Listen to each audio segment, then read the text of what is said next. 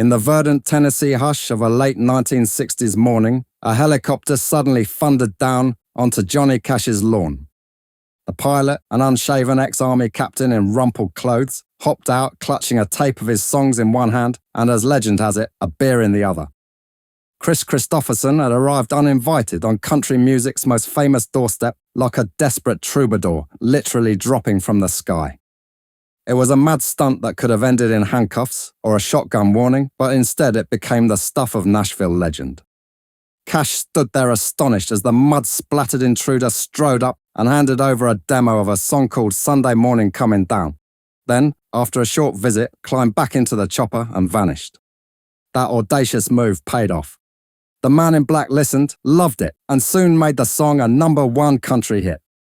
Practically overnight, Kris Kristofferson went from janitor and failed songwriter to the toast of Music City. It was a fittingly outrageous breakthrough for a man whose entire life would be completely wild. A Rhodes Scholar turned honky-tonk poet, a military officer turned hippie rebel, a Hollywood heartthrob with the soul of a drifter. Kristofferson's journey was just beginning, and already it was clear. He was cut from a different cloth than the average star, and he had a hell of a story to tell. Welcome to Rock and Roll Mysteries.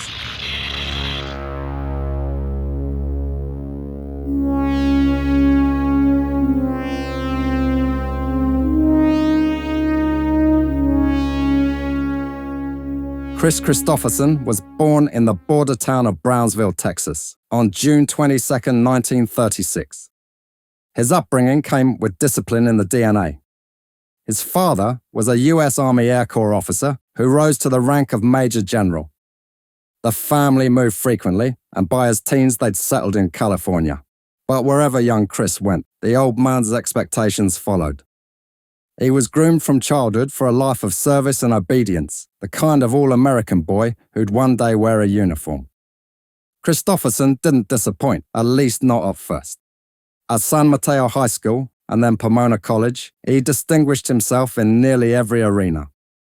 Though only about 5'10" and 165 pounds, he played football with ferocity, and he won a spot on the varsity squad as a hard-hitting defensive player. He led his ROTC battalion with equal commitment and even dabbled in boxing and rugby on the side. In the classroom, he was brilliant, a literature major who won prizes for his short stories in the Atlantic Monthly and gained election to Phi Beta Kappa Honor Society. A Pomona coach, awed by Kristofferson's grit, once said that Kris succeeded, quote, by the will of Kris Kristofferson, not by the will of God. In 1958, the year he graduated summa cum laude, the overachieving Texan bagged one of academia's most prestigious awards, a Rhodes Scholarship to study at Oxford University. Trading the sun of Southern California for the spires of Oxford, Kristofferson seemed to embody a kind of transatlantic ideal. By day, he pored over William Blake and Shakespeare in the halls of Merton College. By night, however, he haunted the local pubs and clubs with a guitar in hand, trying out the country folk songs he'd begun writing almost compulsively. He even landed a British music agent who tried to promote him as the Yank at Oxford after the famous 1938 film with Robert Taylor. He even cut a couple of rudimentary singles under the stage name Kris Carson. This early attempt at a music career fizzled out. British audiences in 1960 weren't quite sure what to make of a twangy Texan with poetic ambition, and the recordings went nowhere. Still, the experience lit a fire in Kristofferson's gut. He had scribbled his first songs on English soil and felt the addictive thrill of performance, yet duty, ever his ghost, tugged at him. In 1960, he dutifully finished his B.Phil degree at Oxford and faced a crossroads. One path led toward his literary dreams and guitar pickings, the other led back to the family legacy he'd been born into. Kristofferson chose duty, at least for a while.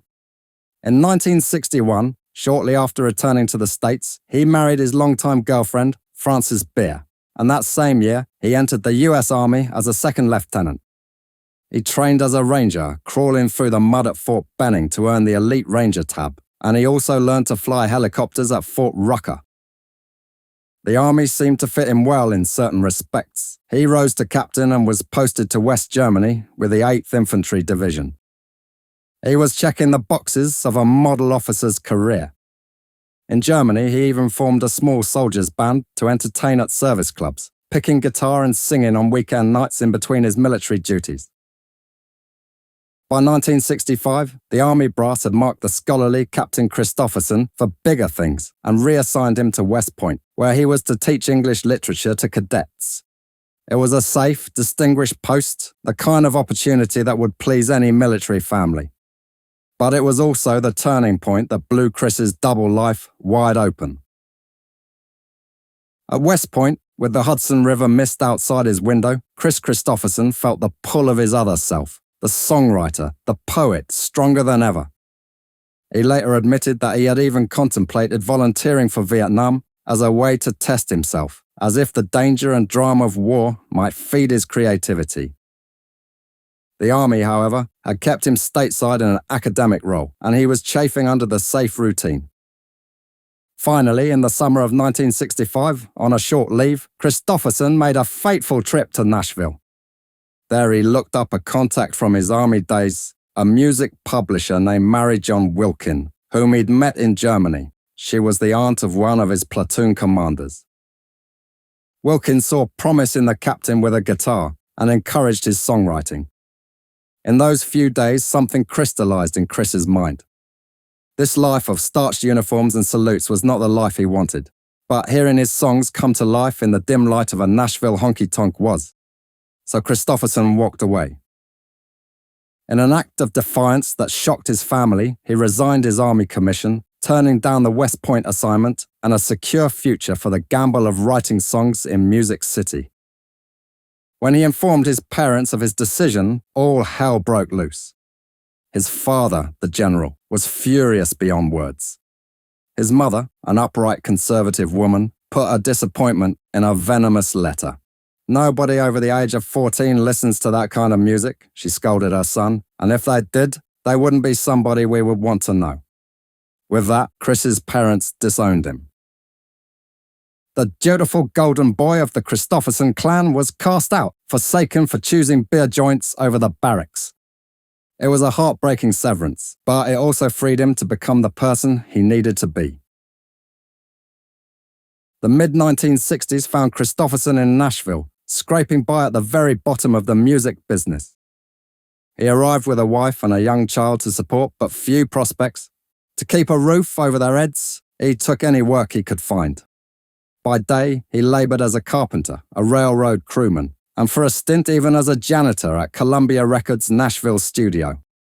Cleaning up after recording sessions had one perk. Sometimes he'd cross paths with the country stars and session players coming through the studio halls, giving him a chance to slip them a tape or ask for advice.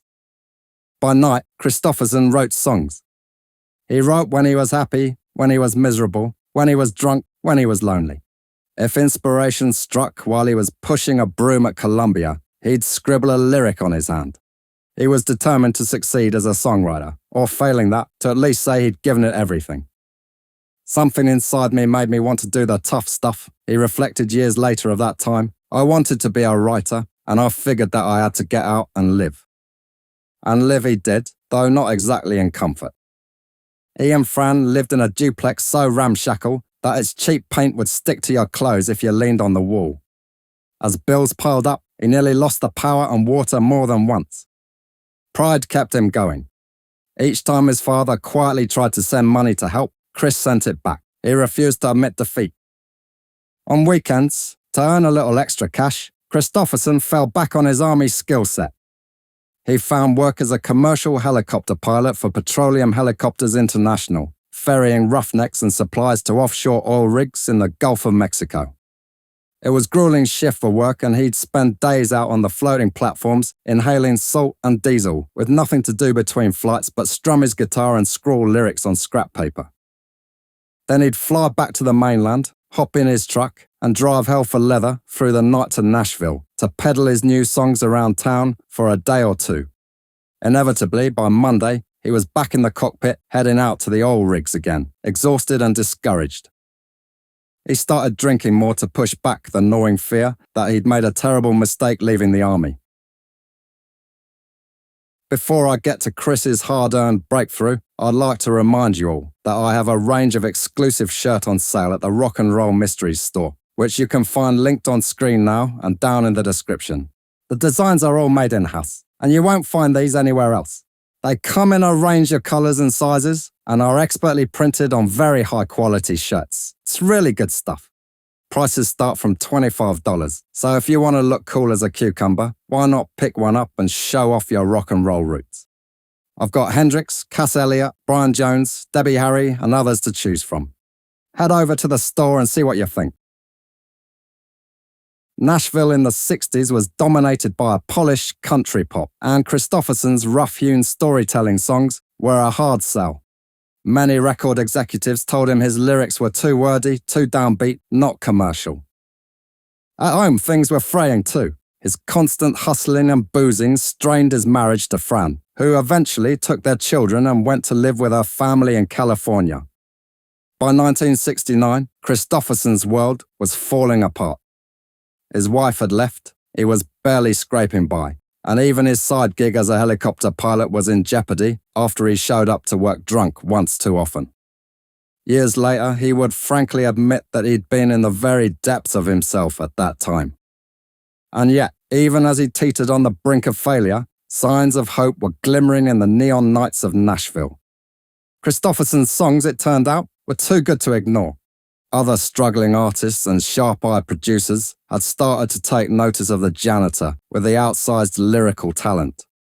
In 1968, country star Roger Miller decided to record a tune Kristofferson had written called Me and Bobby McGee, after realizing it had something special. Miller's version wasn't a huge hit, but it opened doors. That same year, singer Roy Drusky cut Kristofferson's poignant ballad Jody and the Kid, and soon Jerry Lee Lewis laid down a blistering rendition of Help Me Make It Through the Night.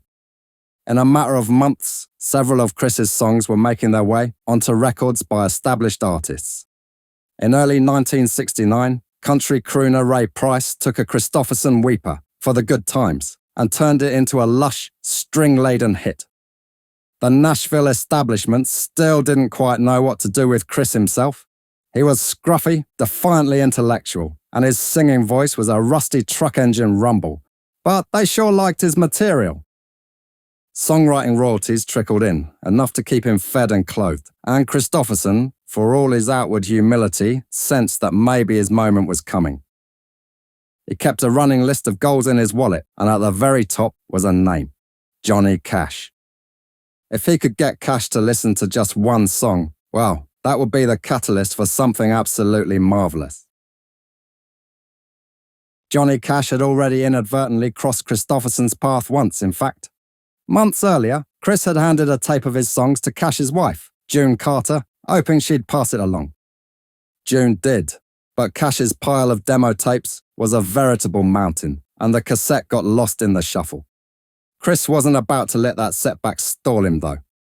He still had weekend access to a helicopter thanks to occasional duties he pulled with the Tennessee National Guard, and he formulated a wild plan that bordered on complete insanity, which brings us back to that autumn day in 1969, with Johnny Cash standing slack-jawed in his yard as a National Guard chopper kicked up dust on his lawn. I knew of Kris, Cash recalled later, but I sure didn't expect him to land in my yard. Out of the helicopter stepped Kristofferson, nerves steeled by more than a few beers en route, carrying a tape of a song he desperately wanted Cash to hear.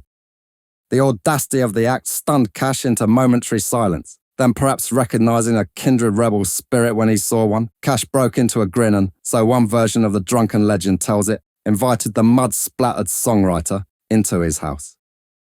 The tape went into the stereo and out poured Sunday Morning Coming Down, Kristofferson's gritty ode to loneliness and hangover angst.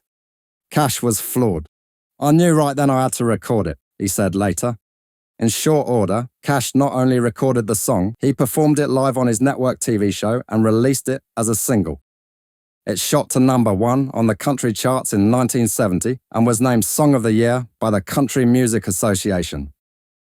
At the CMA Awards ceremony that year, a dazed Kris Kristofferson walked on stage in a cheap suit to accept the award from Roy Clark, looking less like an industry hotshot and more like a man who couldn't believe his luck.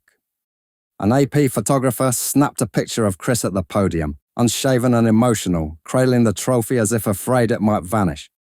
In the span of one surreal year, he had gone from mopping floors and bumming around Nashville to being one of the most celebrated songwriters in America. The hits cascaded like a dam breaking.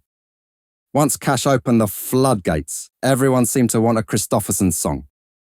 In January 1971, a soulful young rock singer named Janis Joplin released her version of Me and Bobby McGee just days after she tragically died of an overdose.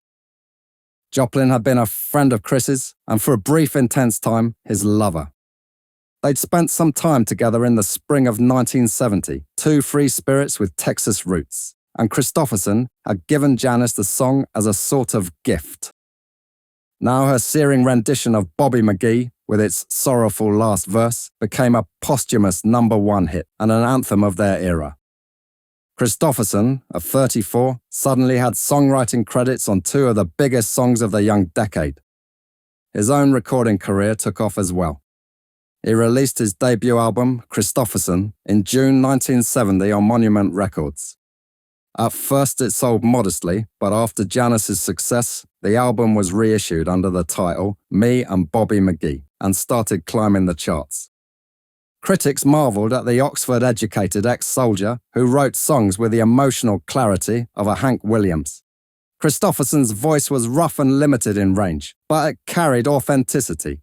When he sang about solitude, temptation, or the ache of Sunday mornings, you believed every word. He sounded like he'd lived every line he wrote, and he wrote pretty much every line on the album.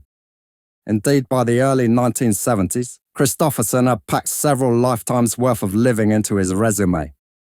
He'd been a scholar and a soldier, a ditch digger and a poet, and now, almost accidentally, he was becoming a star. In the span of about 2 years, Kris Kristofferson was writing the soundtrack of a generation. His songs were poetic yet plain-spoken, wry but deeply heartfelt, capturing the hangovers and hopes of common folks in a way that country music hadn't seen before. Take Help Me Make It Through the Night, a song he penned after reading an interview where Frank Sinatra mentioned picking up strangers. In Kris's hands, that became a tender plea for intimacy in the wee hours, its lyrics sensuous and unadorned. Take the ribbon from your hair, shake it loose and let it fall. When singer Sammy Smith recorded Help Me Make It Through the Night in 1970, it became a crossover smash, winning Kristofferson a Grammy for Best Country Song. Soon everybody was covering it. Waylon Jennings, Gladys Knight, even Elvis Presley had a go. For the Good Times, his ballad about the gentle end of a love affair was another gem. Ray Price's velvety version hit #1 on the country chart and earned Song of the Year at the Academy of Country Music Awards. Kristofferson's songs were so good, so immediately classic, that artists from every corner of the music world wanted to sing them.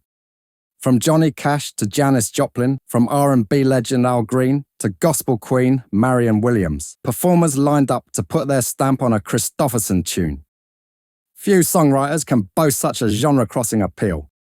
Me and Bobby McGee alone would eventually be covered by everyone from Jerry Lee Lewis to Dolly Parton to punk band Janis Figger.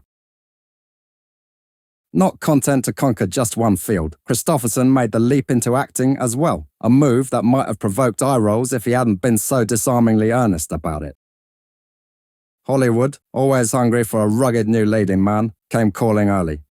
In 1971, Kris made his film debut with a small part in Dennis Hopper's experimental drama, The Last Movie. The next year he snagged a leading role opposite Gene Hackman in Cisco Pike, playing a washed-up rock star turned drug dealer, a part that hit a little close to home in its portrayal of a weary troubadour. The camera loved Kristofferson's weathered handsomeness, the chiseled jaw, the easy grin, the eyes that seemed to hold 100 stories. He was no polished matinee idol. He still carried himself with a laconic, slightly rebellious air of a drifter, but that made him all the more interesting on screen.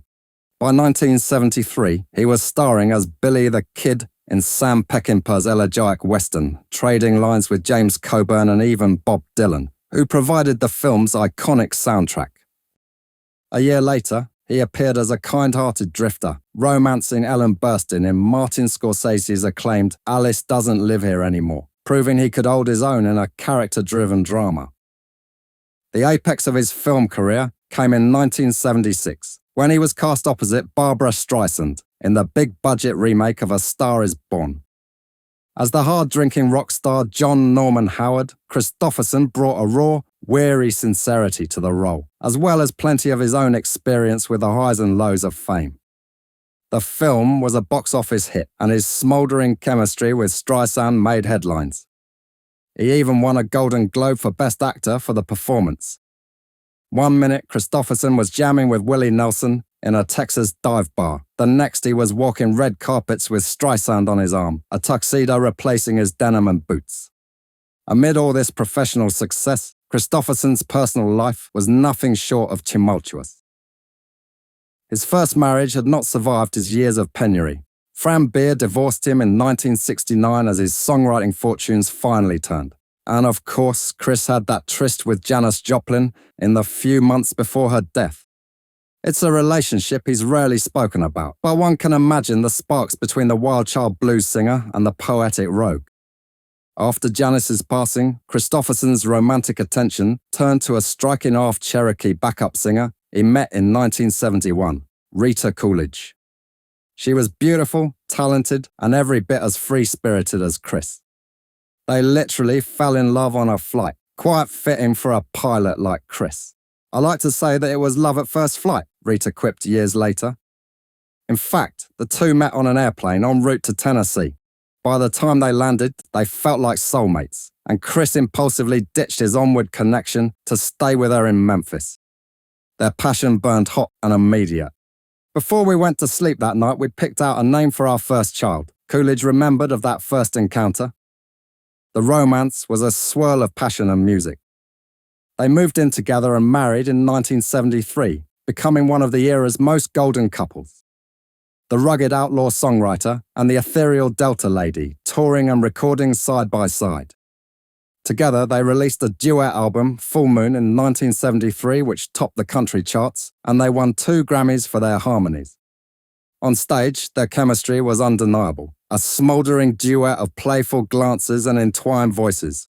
One needs only to see photos of them from that time, Kris with his arm around Rita, both of them glowing with youth and love, to sense the intensity of their charming bond. But as with so many bright burning flames, theirs cast some rather dark shadows too. Life in the rock and country fast lane took its toll on the marriage. They were often apart, with Kris filming movies or on tour, Rita pursuing her own successful singing career, and when together, they lived it up with the era's typical excesses. People were fascinated with us as a couple, Rita reflected, but his drinking and infidelity proved too much to bear. Kristofferson, always a wanderer, was not wired for fidelity. On the road, he lapsed into old habits of carousing, and Rita, for all her bohemian spirit, found herself heartbroken by his betrayals. She later revealed that Kris could be emotionally cruel when drunk, belittling her talent and leaving her feeling small, despite her own accomplishments. "I cried every day, and that's not a good way to live," she said of their final years together. The couple had one child, a daughter, Casey, born in 1974, and Rita suffered a miscarriage of a second pregnancy during a particularly turbulent period in 1977. By 1979, the marriage had unraveled beyond repair. Coolidge walked away in 1980, filing for divorce and pointedly asking for nothing in spousal support. "I didn't feel I was doing our daughter any favors by going the distance when clearly our parents were not in harmony," she said. The end of that relationship hit Kristofferson hard. In the same stretch of time, his professional star was dimming a bit as well. The outlaw country movement he'd helped ignite was being eclipsed by a slicker urban cowboy sound in the late 70s, and some of his own projects had flopped. The biggest flop of all was 1980's Heaven's Gate, a massively expensive Western epic in which Kristofferson starred, which became one of Hollywood's most notorious box office disasters. By the dawn of the 1980s, at age 44, Kris found himself single, weathered, and a little adrift. his personal life was in shambles and his commercial momentum slowed. Yet if ever there was a walking contradiction, partly truth and partly fiction, it was Kristofferson, and one side of him was a survivor. Just when some in the industry wondered if he might fade away into a haze of nostalgia and alcohol, Kristofferson staged a quiet reinvention. He stepped back from trying to be a leading man or a country chart topper and embraced his role as a revered elder statesman of the outlaw breed. In 1985, he had joined forces with three of his compadres, Johnny Cash, Willie Nelson, and Waylon Jennings, to form the Highwaymen, a country supergroup that brought the outlaw country ethos to its pinnacle. Unlike the slickness of mainstream 80s country, the Highwaymen celebrated the quartet's grit and individuality. Their debut single, the haunting ballad Highwayman, gave Kristofferson another #1 hit, this time as part of a group. On stage, the sight of those four legends trading verses was electric. Kristofferson often took the verse about the dam builder who slipped and fell into the wet concrete below, which was an ironic wink to the highs and lows he'd survived. The group toured together, off and on for a decade, filling arenas and giving Kris a steady platform and paycheck. More importantly, it re-cemented his friendship with Cash and the others, providing a sense of brotherhood that perhaps helped heal some of the loneliness that had stalked him. During this time, Kristofferson also found personal stability in the most unexpected way. In 1983, on the set of a film, he met a young attorney named Lisa Myers. Lisa was intelligent, grounded, and not in the entertainment business, quite a departure from his past romances. Kris married Lisa that year, and together, they built a quiet life far from the Hollywood and Nashville spotlights. They eventually settled on a peaceful ranch in Maui, Hawaii, where Kris would raise 5 children with Lisa, adding to the 3 from his previous marriages. Fatherhood the second and third time around suited him. Friends noted that in his 50s, Kristofferson mellowed, trading his hard-drinking nights for early mornings, coaching Little League and changing diapers. The Rambler had finally come home, not that he ever completely tamed his rebel spirit. Through the 80s and 90s, Kristofferson remained a man of strong convictions and wasn't afraid to voice them, even if it cost him. He was an outspoken critic of US foreign policy and militarism, which set him apart from many of his country music peers.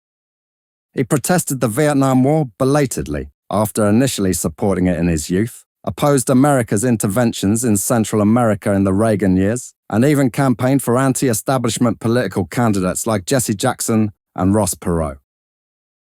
At times, this outspokenness made him persona non grata in conservative Nashville circles. I found a considerable lack of work after doing concerts for the Palestinian children, and if that's the way it has to be, that's the way it has to be. He shrugged, fully aware of how his activism closed some doors. In 1992, at a star-studded Madison Square Garden concert honoring Bob Dylan, Kristofferson provided one of the evening's most talked-about moments, not with a song, but with an act of solidarity.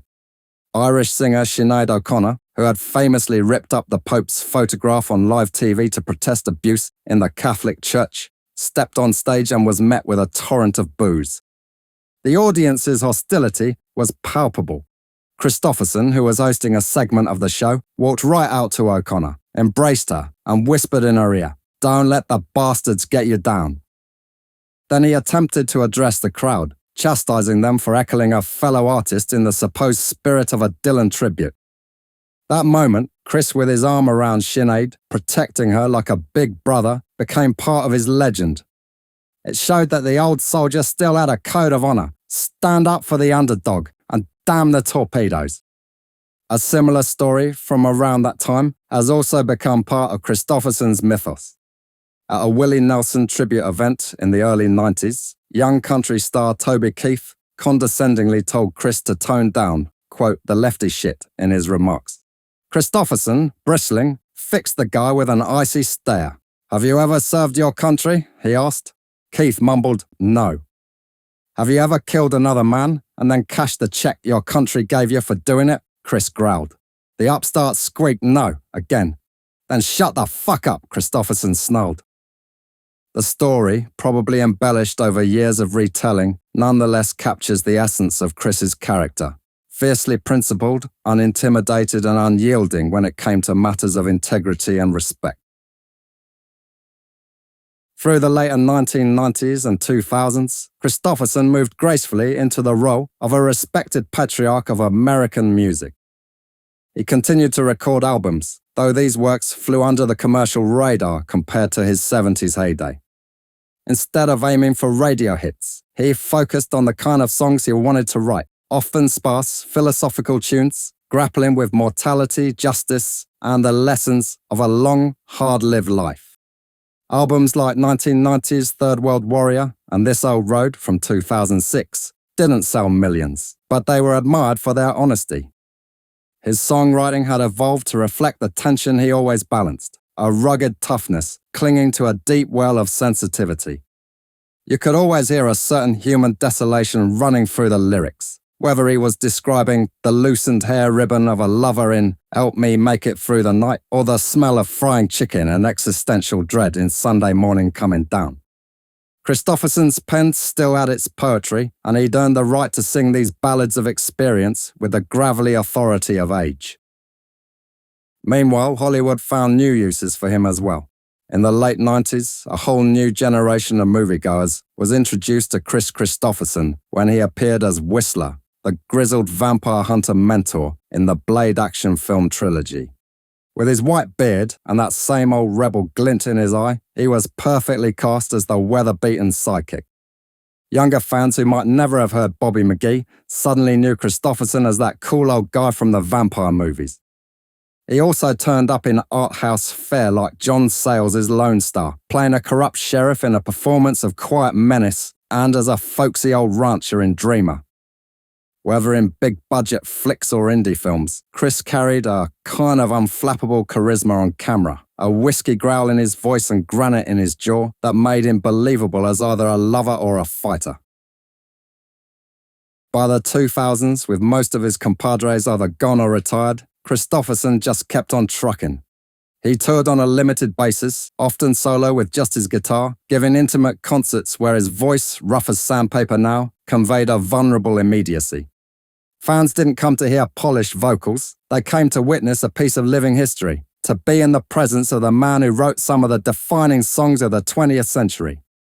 He'd play the hits, of course. Crowds would sing along softly to Love in Her Was Easier and roar at the opening riff of Sunday Morning. But he also told stories, sometimes funny, sometimes reflective, about the old days with Cash or the time when Janis pinched his ass on stage, a true story, by the way, during a gig at the Hollywood Bowl. There was a warmth and gratitude in his late-life performances. Between songs, he'd flash that lopsided grin and say, "Thanks for coming out. I'm glad y'all still remember these tunes." In truth, his own memory was beginning to falter. By the mid-2000s, Kristofferson struggled with memory loss that at first looked like Alzheimer's disease. He had taken a lot of knocks to the head in his younger days. Football concussions, bar fights, boxing matches, and doctors initially thought the years were simply catching up to him. At times on stage, he'd forget lyrics, laugh it off and joke, "Oh, I know the words, I just don't know when to sing them."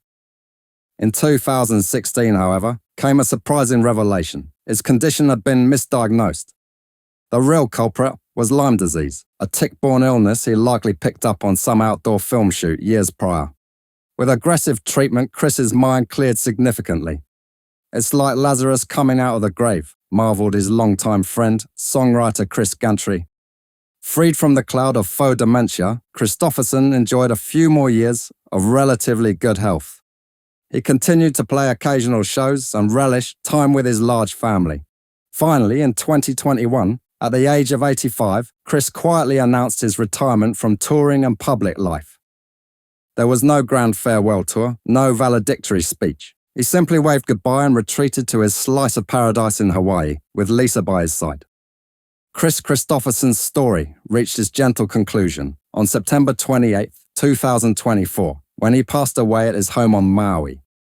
He was 88 years old, and according to a family statement, he died peacefully, surrounded by loved ones. For a man who had lived so loudly and fully, it was a quiet exit. No dramatic final bow, just a sunset fading into the Pacific. tributes poured in from every corner of the entertainment world. Yet perhaps the most telling aspect of Kristofferson's legacy is the esteem in which his peers held him. To Willie Nelson, Johnny Cash, Merle Haggard, and that whole Mount Rushmore of outlaw country, Kris was not just a colleague, but often the conscience in the room.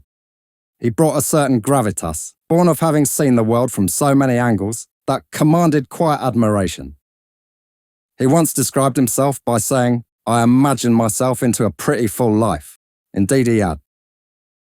Those who knew him speak of a man who was unfailingly kind to up-and-comers, who would take the time to compliment a young writer's lyric or offer a couch to a friend who'd had too much to drink. He had a wicked sense of humour too, often turning it on himself. In later years, he loved to tell the story of how he once showed up drunk to June Carter's door at 3 a.m, thinking it was a reasonable hour to pitch a song to Johnny Cash. June, in her curlers, kindly fed him coffee until he sobered up, unaware he'd be back in a helicopter next time. In one of his best-known songs, The Pilgrim, Kristofferson wrote of a hard-living dreamer. "He's a poet, he's a picker, he's a prophet, he's a pusher." It was a line surely about himself, an acknowledgement that saints and sinners can reside in the same skin. Kris Kristofferson was no saint, to be sure, but he was the kind of sinner who sought redemption through truth-telling.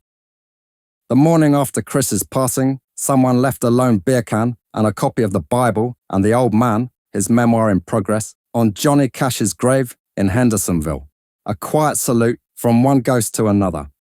And in bars from Texas to Timbuktu, you can bet a few old fans raised a glass and sang the line, "Freedom's just another word for nothing left to lose," maybe choking up a bit on that final word. Because in losing Kris Kristofferson, we lost a singular voice that truly had nothing left to prove. Alright, I hope you enjoyed that one. If you did, you'll also enjoy my weekly series over on Patreon and the YouTube members page. Sign up there for that series, it's all good fun, and you'll be helping me out massively as well. Anyway, let me know your favourite Kristofferson tune in the comments, and let's have a chat down there. I've been Chester, have a marvellous one, and see you next time.